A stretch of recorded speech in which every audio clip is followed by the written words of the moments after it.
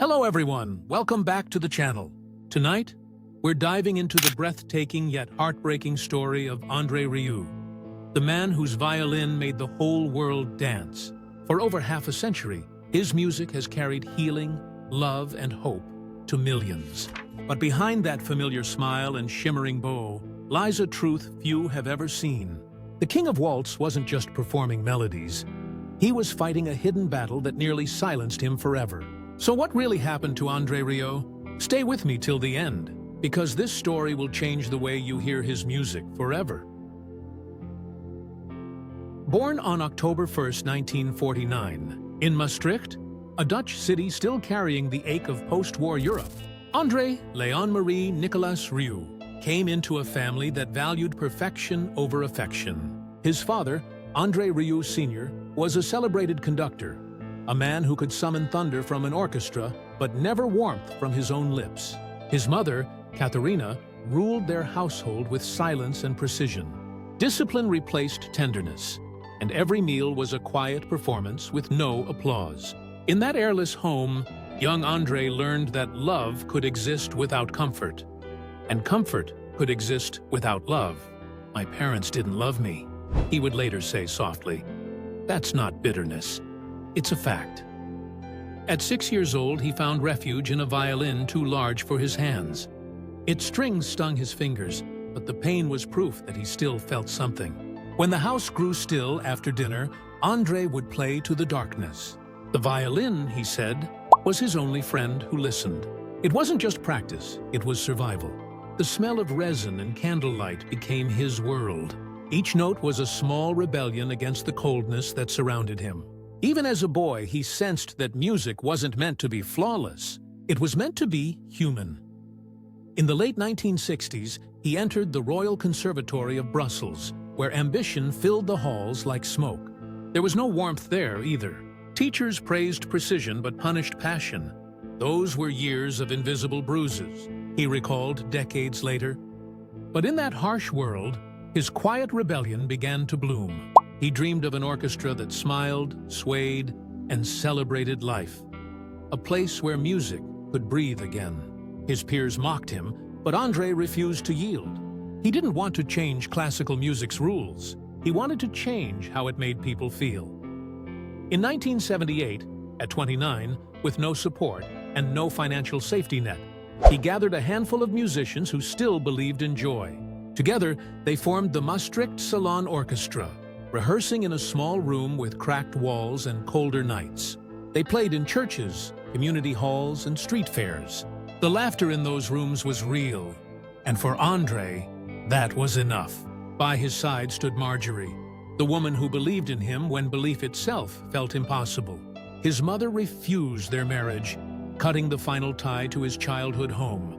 It hurt deeply, but that wound became the birthplace of his independence. "I wasn't born in warmth," he once said, "but I chose to create it." Then came 1987, the year his quiet rebellion turned into a movement. André founded the Johann Strauss Orchestra with only 12 musicians and a mission to bring life back into classical music. Critics sneered, calling it reckless. Traditionalists mocked the colors, the smiles, the dancing. "He's turning music into entertainment," they said. But André knew better.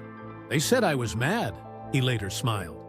"But I'd rather go mad with joy than die in perfection." The early years were brutal. Money was scarce, exhaustion constant.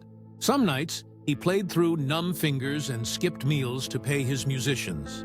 But in the small towns and drafty halls, laughter replaced doubt. Each concert became proof that music could heal. Then in 1995, came the miracle that changed everything. During the UEFA Champions League final in Vienna, André and his orchestra performed Shostakovich's Waltz No. 2 before tens of thousands of fans. As the notes soared, the crowd fell silent. And when the final chord rang out, the stadium erupted in applause that felt like thunder. Overnight, the King of Waltz was born. By the early 2000s, André Rieu stood at the peak of global fame. His music topping charts, his concerts selling out worldwide. He managed everything himself, from finances to his Johann Strauss Orchestra. even owning dozens of properties in Maastricht.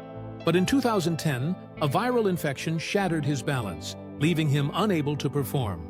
The world mourned as concerts stopped, yet letters of love poured in. In silence and pain, the King of Waltz vowed, "I must come back." Then came a letter from an Australian fan who had survived the same illness. He shared exercises that helped him recover. André followed the instructions desperately, step by step, and slowly, the spinning eased. After months of agony, he stood again, trembling but determined. When he returned to the stage, the applause wasn't for fame. It was for courage. But fate wasn't done testing him. In 2016, tragedy struck once more when his dear friend and trombonist Ruud Merckx died suddenly during a tour. André was shattered. It was like losing a limb, he confessed. Each concert afterward carried a moment of silence for his fallen friend. A single bar, never announced, but always felt. Then, in March 2024, the unthinkable happened. During a sold-out concert in Mexico City, beneath the searing lights of an arena filled with 40,000 fans, André's body finally gave out. The combination of altitude, flu, and exhaustion overwhelmed him. The music stopped. The audience gasped. Paramedics rushed through the wings as the King of Waltz lay motionless. Later that night, he whispered to Marjorie, "I don't ever want another opening night like this." The tour was canceled, tickets refunded, and silence replaced the applause. But from that silence, a new strength emerged. His son Pierre, who had quietly managed logistics for years, stepped into the spotlight, not as a performer, but as his father's shield. He restructured everything: shorter tours, longer rest periods, and medical supervision at every show. No more marathon schedules, no more sleepless flights. Pierre became the quiet guardian of his father's legacy, balancing love with responsibility. In the years that followed, André's performances changed. The frenetic energy gave way to tenderness. Faster polkas were replaced with slower, soulful waltzes. He began to speak more between songs, turning each concert into an intimate story. Audiences noticed the difference, but they didn't mind. His music felt more human than ever before.